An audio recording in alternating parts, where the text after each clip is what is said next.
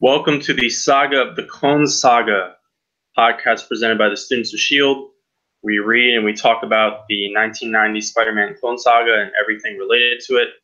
My name is Vincent Faust, and today I'm joined by... I'm Matt. And I'm Mike. And apologies to Billy, who decided to go to the beach today, which leads us into our sponsor. He's at the beach, and you know what swims in the water at the beaches? Megalodon sharks. Go see the Meg in theaters this summer. Thank you, Jason Statham, for sponsoring this episode. And Rainn Wilson. Yep. So today we're talking about the arc Virtual Mortality. We're in November 1995, and the cover price on the regular books is $1.50. But first, we got to tackle an unlimited issue, which I believe the cover price on this is $3.95. So basically, what you pay for a Marvel issue in 2018, but you've got a lot more pages for your value. Well, a lot more pages, a lot less value. Depending on what books you're reading, I guess. This isn't Spider-Man Unlimited. It's Scarlet Spider Unlimited #1. So all of the books are retitled and renumbered at this point. Back in Maximum Clonage a few episodes ago, we talked about the innovation of the Alpha and Omega bookend issues. This time, the Spider Office is ripping off Age of Apocalypse again, where they canceled all the X-Men titles and replaced them for 4 months. And this is also intended as temporary, because we know that Ben's not going to be called Scarlet Spider forever. Like, we know that because we know how this all ends up, but I feel like that was pretty clear back then as well. And the difference is Age of Apocalypse, for all its excesses and cringy elements, was a whole baked concept and relatively well edited. These Scarlet Spider books are entirely driven by the marketing team at this point. We'll see as we go through the next 2 or 3 episodes. They kind of just stop being called Scarlet Spider, and like there's no full reason why they stopped, why they started. It's kind of dumb. So now getting into this unlimited issue. Yeah. I'm gonna be honest, I kind of like the cover. I think this episode we have a lot of shitty covers. There are like 2 half decent ones, and this is like the second best one, maybe. It's fine, I guess. The computer coloring, well, it's kind of all over the place. Some of it might just be because this is supposed to be quote unquote like it's got the more page count and everything. But the computer coloring seems to be slightly improving. But also within this book, specifically this issue, they're experimenting with other computer effects, which I don't know if that's the colorist's job or what, but they have they're messing around with like focus effects in some of the backgrounds of panels, and it just never works. It's like, ooh, Photoshop's a thing now. Yeah.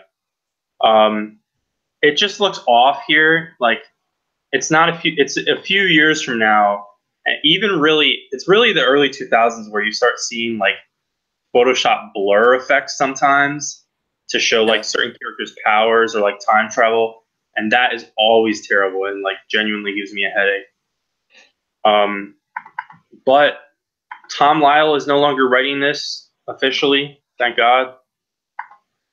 But taking over is Glenn Herdling, who he was an editor. At this point, the majority of Marvel's books are being written by editors because those same editors have pushed away the freelancers due to micromanagement, which isn't even, like I get hard style editing, like if you're doing like Jim Shooter and making sure every footnote matches up.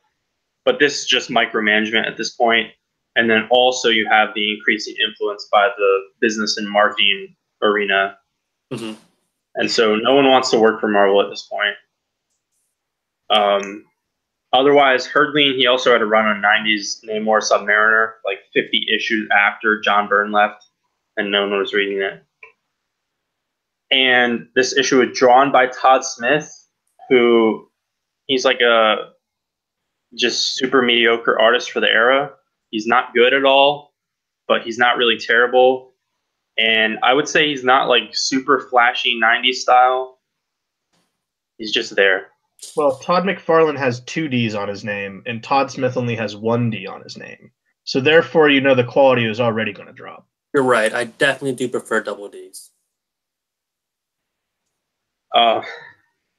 So, serious first page tease what seems to be Kane in a tube, and that doesn't get brought back to for like a dozen pages. And, yeah, that's not really relevant for the story. Nope. Yeah. And then Jackal's lab is getting packed up by the feds, and one of the employees literally introduces himself or explains himself to Jacob Trainer as the feds. And then another employee literally says the World Health Organization, which is who? the United Nations. And so, like, that guy, I don't know who he knows he's working for. Who signs his paycheck? And so Jacob Raven sneaks in and discovers the hidden lab. And Spidey takes the sewers in. And also, we're getting some weird references, including a reference to the 1995 Dustin Hoffman film Outbreak. I don't think I've ever seen that movie. I've seen Outbreak. It's a pretty good movie. And that came out March 1995. Cover date on this issue is November 95, but obviously publication date, like actual street date, would have been 2 to 4 months earlier. So that's a relatively recent, like that's a super recent reference. And then Ben complains that he assumes that Captain America probably never goes through the sewers, which it's pretty safe to assume he does sometimes. And off the top of my head, the one most obvious example is when he fought Batman in DC versus Marvel. That was in the sewers. And that's like a few months from now. So it technically hasn't happened yet. But I'm sure Captain America's been in the sewers before. I'm sure. And then the actual plot comes in, and Ben runs into the High Evolutionaries, Animen or New Men. It kind of flips back and forth what they're calling them. Right. I don't like these characters. Please get them out of my books. Are they at all related to the Animen from the beginning of Claremont's X-Men? No. Because those are robots. Were they? I don't remember. Well, what was their setup? Didn't they have a leader as well? Count Nefaria. Lead by someone. Yeah, it wasn't. Yeah, that's something else. This is all high evolutionary related. And so, yeah, they're like mutated animal humanoid things, but some of them also have cybernetic type things. And then we get some uninspiring fight scenes for several pages, which is basically any fight scene in this issue is just really boring. Yeah. And there are some really terrible quips, both from Ben and especially some of these new men. Wait, quickly, what's your favorite of the Animen? In this issue, definitely Crustacean. I'm going to say Crustacean's my favorite. Because he does like this terrible, like shitty pun, which doesn't even work to introduce himself. And he's like this giant, like crab thing, but he looks more like a Triceratops. And he has like this bladed arm. It's ridiculous. So the High Evolutionary wants all the files from the Jackal. And then Ben accidentally gets teleported to Wundagore with the new men. And he's running around. And then there's a fucking cult for the Jackal. Yeah, the Jackal has his own little furry cult. He has a giant golden statue. Yep, and I think her name's Anubia. She's the high priestess of the Jackal cult, and she is a jackal. And then we just get like 5 sequences of exposition dumps, all in like sepia tone. Also, is that audible? Yes, it is. All right, give it 2 seconds for them to pass by. Shout out to someone in Philadelphia. Someone's getting tracked down. Is it the Jackal? Maybe, hopefully. Sorry about that to all our listeners. That's not my favorite moment in this entire podcast. So now we get retcons. We get major retcons, to then retcon major retcons. So Miles Warren was apparently an assistant of the Evolutionary. So somehow he went on sabbatical from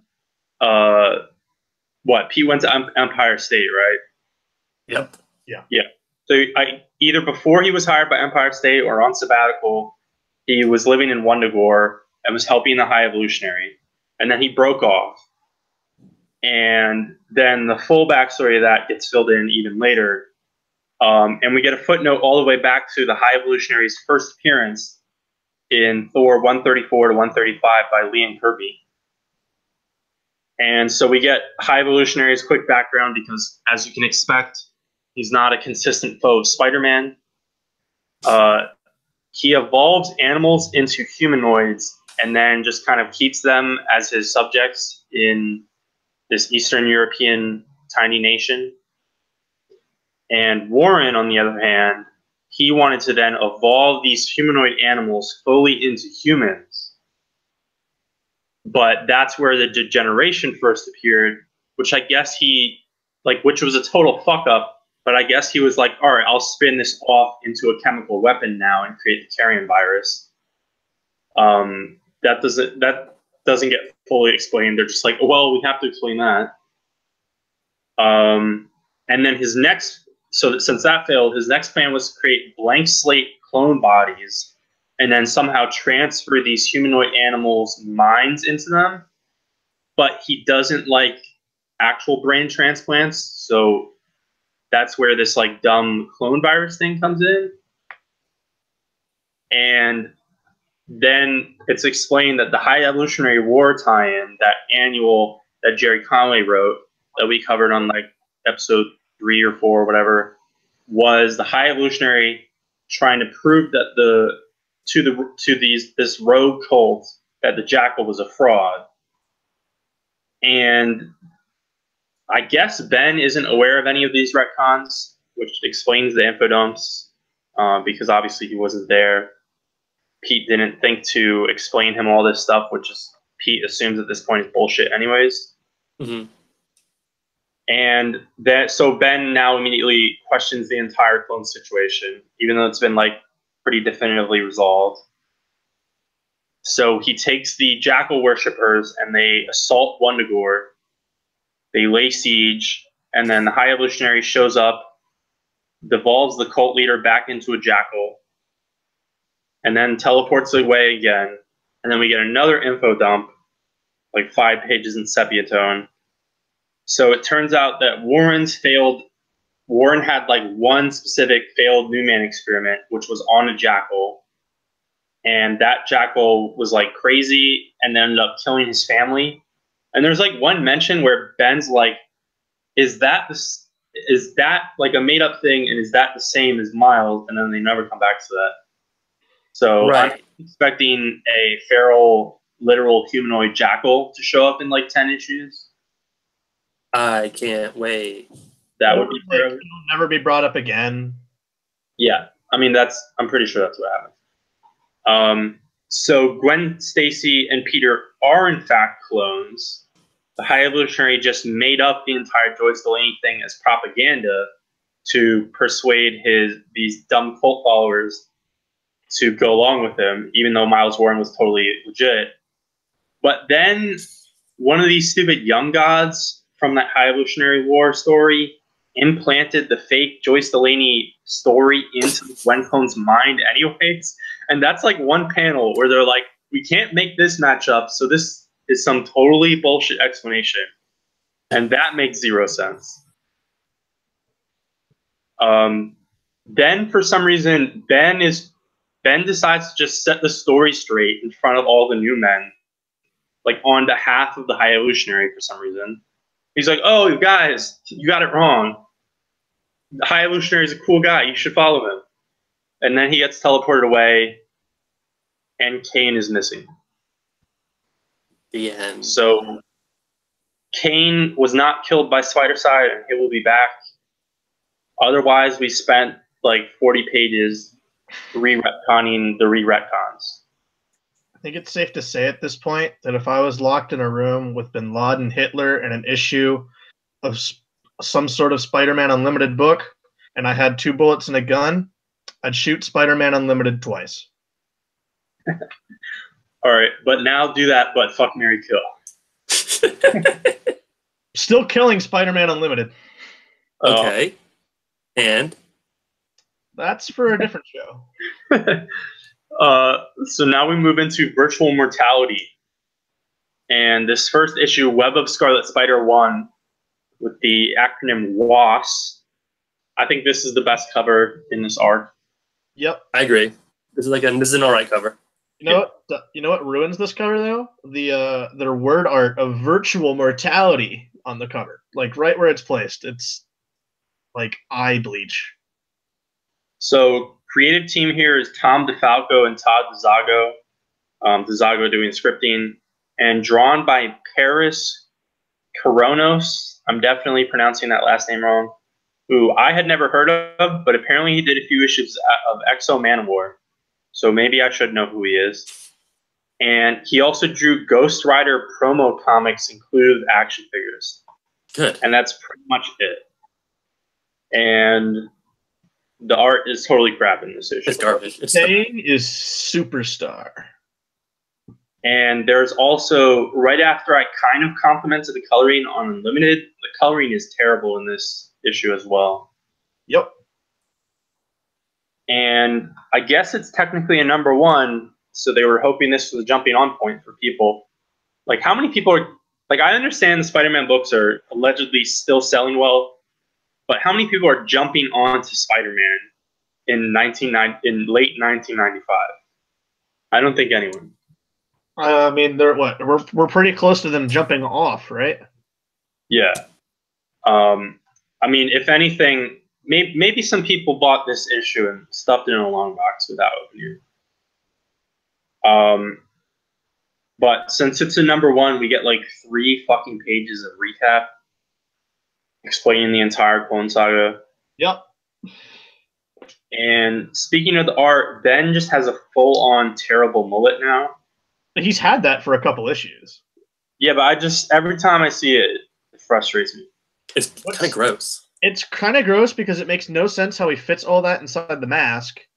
And 2, like, he's got like this weird like scruff and stubble on his face. Like, dude, shave that the hell off. Yeah.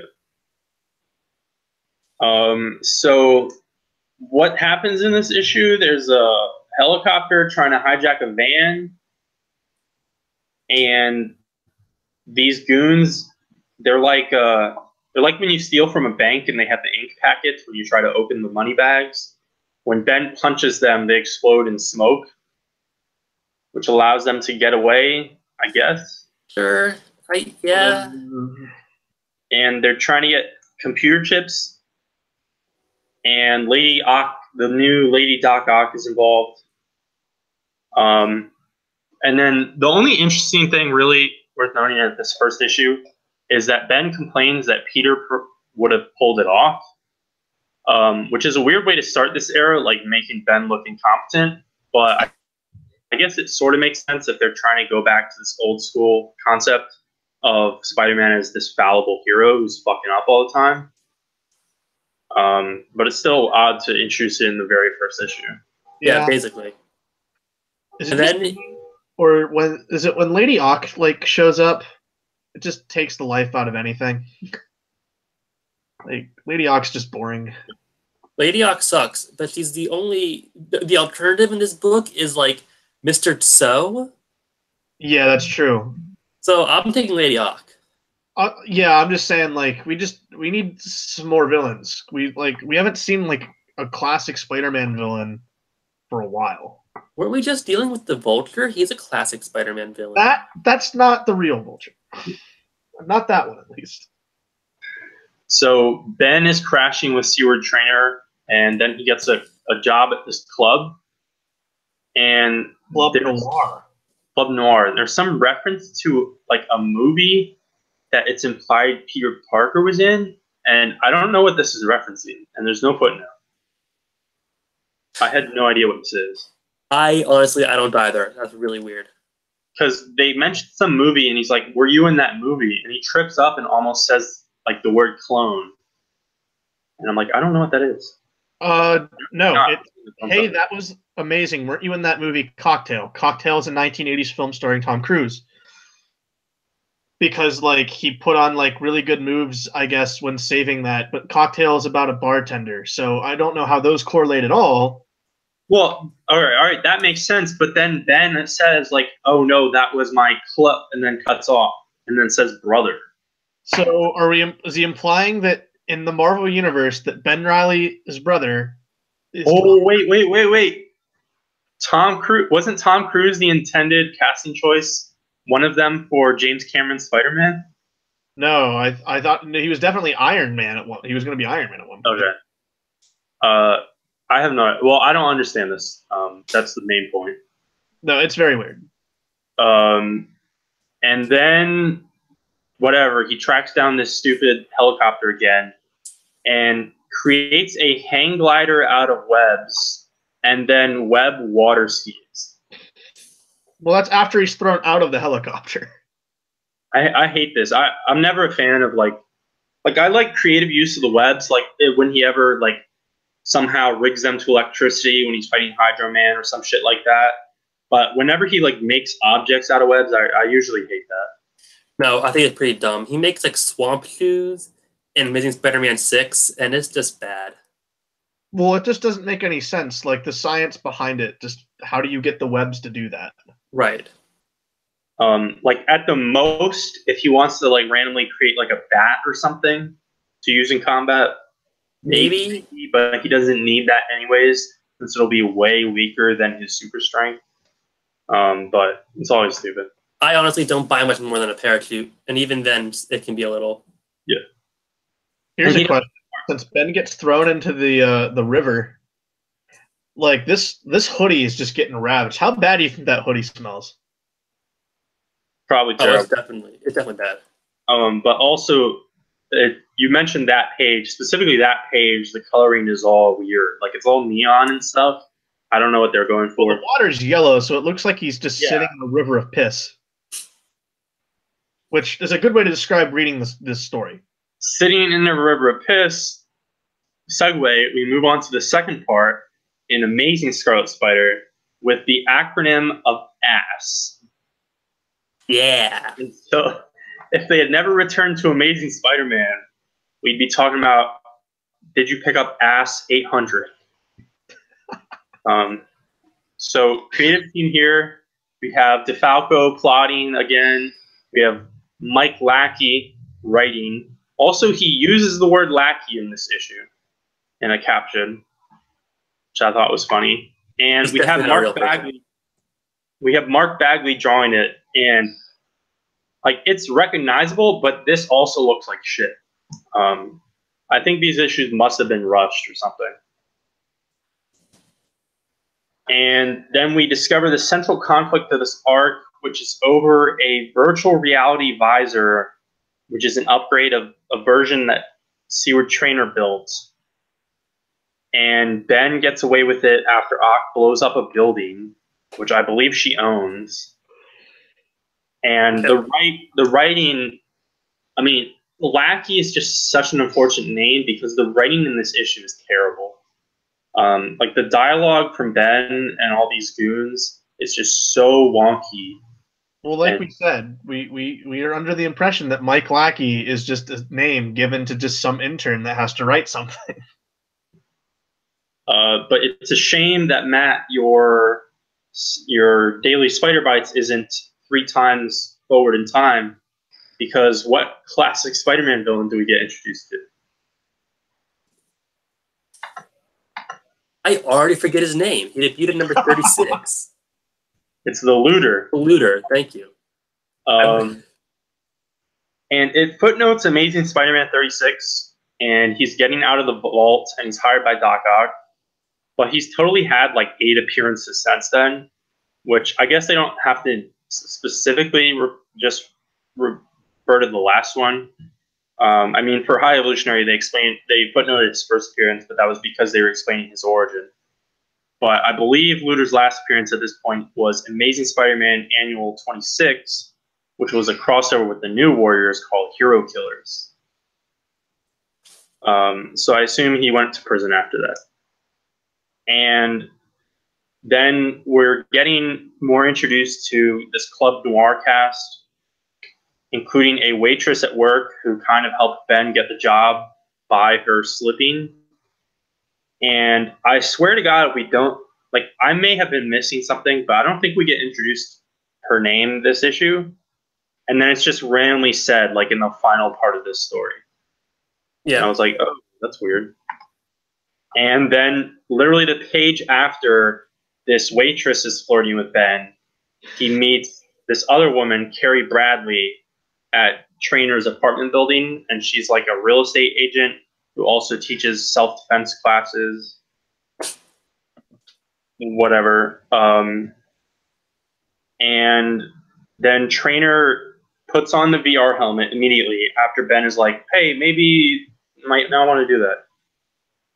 And this AI friend that Doc Ock has been talking to for the past dozen issues is VR-37, and he's this like giant mech in virtual reality. So dumb.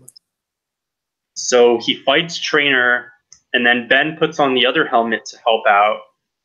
And suddenly, for like 2 issues, we're like 90% in virtual reality, and the art is just trash.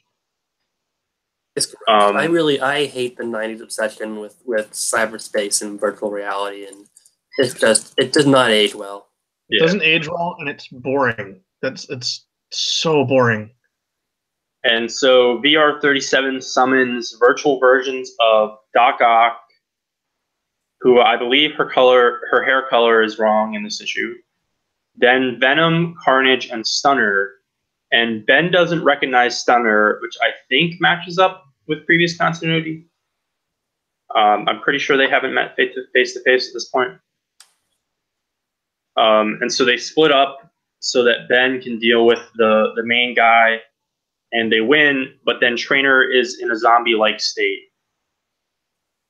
And I never really cared about Trainer in the first place, so okay.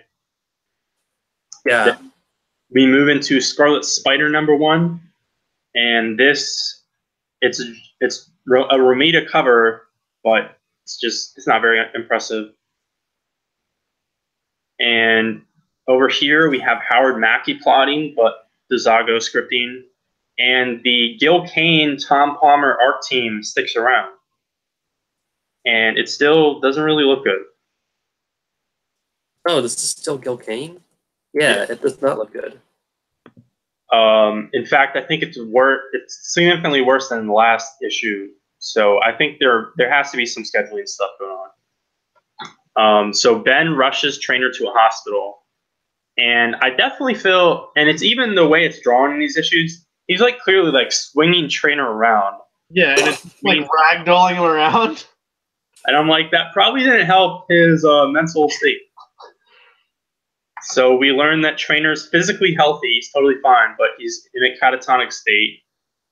And we get a footnote, or not a foot, yeah. Ben remarks that it's a similar situation to when Aunt May died. And I'm like, that's not cool. And then, speaking of cringy 90s technology stuff, we get a footnote explaining what a PDA is. Yep. And that's because we get introduced to a contract killer named the Pro, which I'm pretty sure is just a ripoff of the movie The Professional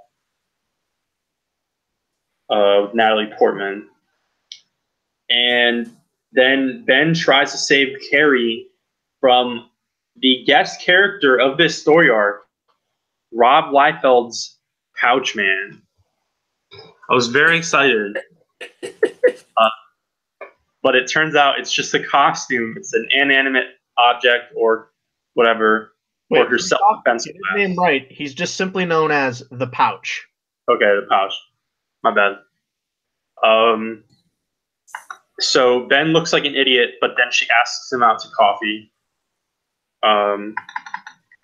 Then we get a very quick bugle page which I also don't care about. Ken Ellis and Angela Yin, they're going to go to the club because apparently there's this like public mafia meeting, which I guess, I don't know, Ken Ellis gets facts about it. It's not clear who he gets it from. I guess he has an informant or someone. Sure. And Ben is serving this meeting, which is clearly shady, and he doesn't really react to it much. And like on his first thing, he gets fired for just spilling wine on his boss. Well, his boss backs up into him. It's not even his fault. I mean, still, you gotta be on your toes. But I mean, like he's working for mobsters this whole arc, and he never seems to know it. No, he's aware of it. He's just like, oh, I'll just do this undercover. Yeah, but I mean, that's I guess the motivation, but that's never very clear either. And so while he's, I guess, on his way out, since he just got fired, but he's also here. Like, it wasn't even clear if he's supposed to be working at this point, because Ben also hears about this meeting, and he's like, "Oh, I got to go work tonight," or like, "I'm going to go work tonight." And so while he's on his way out, or just stalling time, Seaward Trainer shows up on the cash register screen and basically says absolutely nothing to him. And then the Merc guy shows up and tries to get two goons to do his dirty work. And Ben jumps in and saves his mob boss.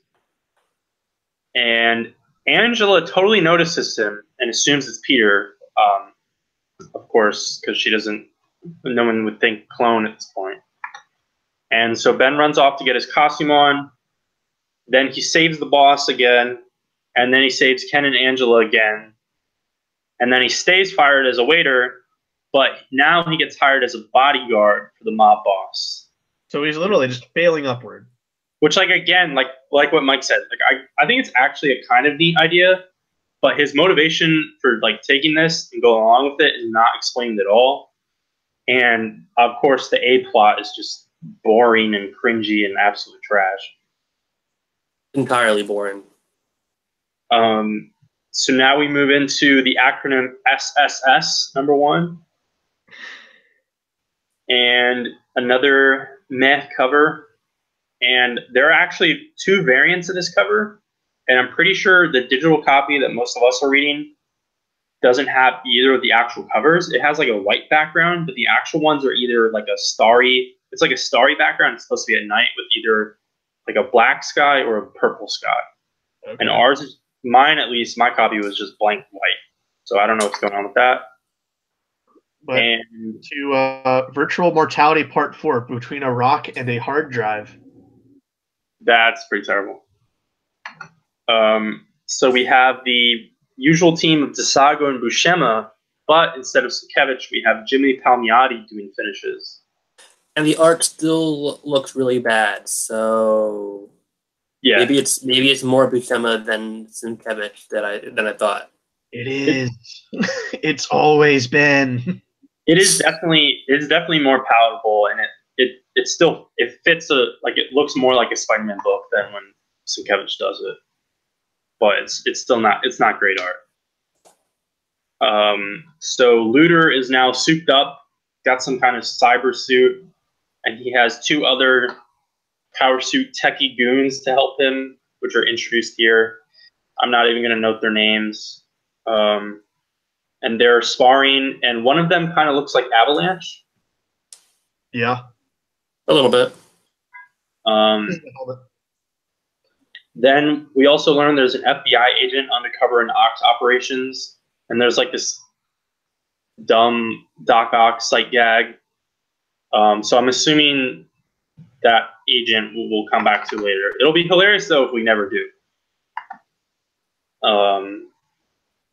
And then Ben meets up with Carrie Bradley at her self-defense class to cancel his date.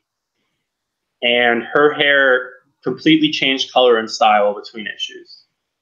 I legitimately thought she was someone else. I thought it was like, I don't know, a different character. Yeah. And like I said, I'm pretty sure this is the first time we get told Ben's waitress friend's name, who is Rachel. And so in the beginning of this arc, it seemed like they were building her, and then literally the page after we get Carrie. So who knows where they're going to go with this Ben Reilly personal life drama. And then Ox crew shows up to the club and they bust it all up. And Ben, still as his bodyguard, so saves his boss quickly. And then he immediately disappears. And his boss is also clearly like, Ben, where'd you go? Which, like, he should get fired here too. Even though he saved him, like, you don't run off when shit's still going down. Right. Spider-Man, like Peter Parker or Clark Kent as a bodyguard, that's a terrible job for them. So he runs off to get his costume, and I don't know, something happens. There's some shitty fight scenes or whatever. And Matt, what's our final reveal? What's our tease for the next arc? Yeah. The man behind the magic is Alistair Smythe and his Cyber Slayers. Cybers. We're not done with Cyber yet. No, we need to go through the Cyber War. So he sews man behind the curtain, right? Yeah. All right. So is Ox man behind the curtain still a thing, or was that literally just that stupid VR mech? I thought it was someone hooked in. I thought it was just the VR mech. I think it's Doc Ock with the Smite at this point. Okay. Yeah, so the Smite stuff will lead into the next arc, Cyber War, which I guess should be a direct continuation of this. I assume Ock's going to keep showing up. And that will also be our next episode, obviously. Yes. And that's pretty much it. Does anyone have any final thoughts on Virtual Mortality or any apprehensions of going into the next part, which will just be a complete continuation? It's terrible. Yeah, I'm worried. This is really boring mostly. When does Peter Parker come back?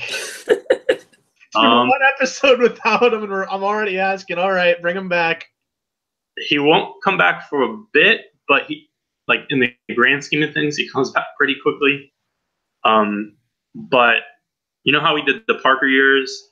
We will do another final Peter Parker adventure miniseries in a few episodes. Jesus. But I think we have 2 or 3 more episodes of these retitled books, and this is kind of just wasting time. And then once they return to the regular titles, then I'm pretty sure we get a little bit of a creative team shakeup, and that's when we'll start seeing somewhat interesting stuff, or at least something to talk about. We'll have Dan Jurgens on a new title, and Mike Waringo is somewhere shortly. Well, those are names I like. So that's what's to look forward to. Catch us next episode. Thanks for watching, and peace out. Look forward to.